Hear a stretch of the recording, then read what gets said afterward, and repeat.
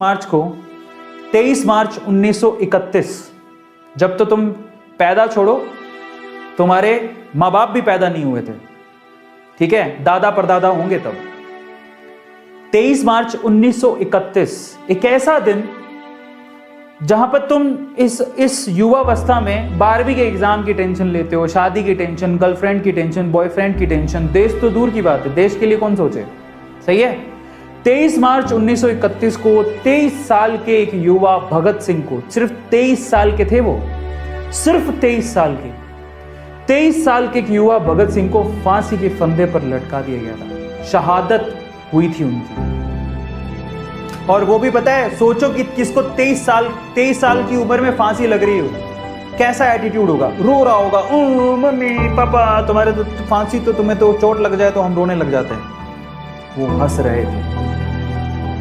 सोचो जिसको पता लग जाए कि 23 साल की उम्र में तुम्हें फांसी होने वाली है, उनको पता था कि उनको फांसी होने वाली है, क्योंकि ऐलान हो चुका था कि उन्हें फांसी होगी। इनफैक्ट फांसी 24 मार्च को होने वाली थी, लेकिन अंग्रेज इतना डर गए थे कि क्योंकि इतना ज्यादा अपोज आ रहा था कि भगत सिंह जी को छोड़ो, भगत सिंह को छोड़ो। 2 लोग और थे, राजगुरु, सुखदेव, ये 3 लोगों को फांसी होनी थी 24 मार्च को। इतना ज्यादा अपोज आ रहा था कि उनको 23 मार्च की शाम को ही उनको फांसी चढ़ा दिया गया, सिर्फ 23 मार्च के। और पता है कैसे फांसी चढ़े? हंसते हुए। किसी को हंसते हुए फांसी चढ़ते देखा है? अब आज के युवा को ना इससे इन सब चीजों से फर्क ही नहीं पड़ता, वो तो पुरानी बात है सर, चले गए। उन लोगों की वजह से आप लोग खुली हवा में सांस लेते हो आज। और पता है आपको, जिस वक्त उनको फांसी देने वाले थे, मतलब उनको बुलाने आए थे, चलो तुम्हें फांसी देनी है, बुक पढ़ रहे थे, वो किताब पढ़ रहे थे बैठ के। हाँ मजा आ रहा है। ये लोग तो रोते हैं, ओ माय गॉड मेरे को फांसी होने वाली, किताब पढ़ रहे थे, सोचो।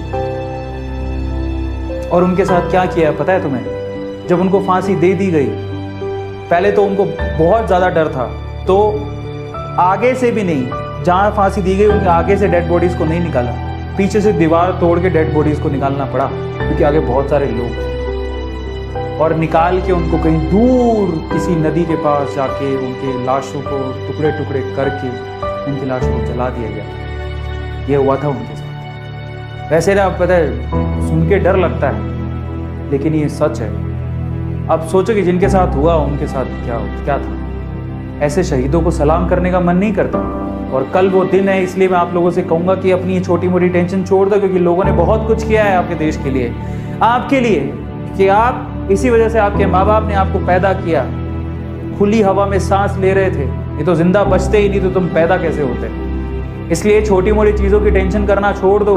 याद रखो, समझ में आता है, याद रखो कि हिम्मत वाले का ही ऊपर वाला साथ देता है। हंसते रहो, मुस्कुराते रहो, इससे भी बड़ी बड़ी टेंशनें झेलनी है। जो हंसता रहेगा वो आसानी से झेल के निकल जाएगा, जो टेंशन लेता रहेगा वो नहीं कर पाएगा, है ना।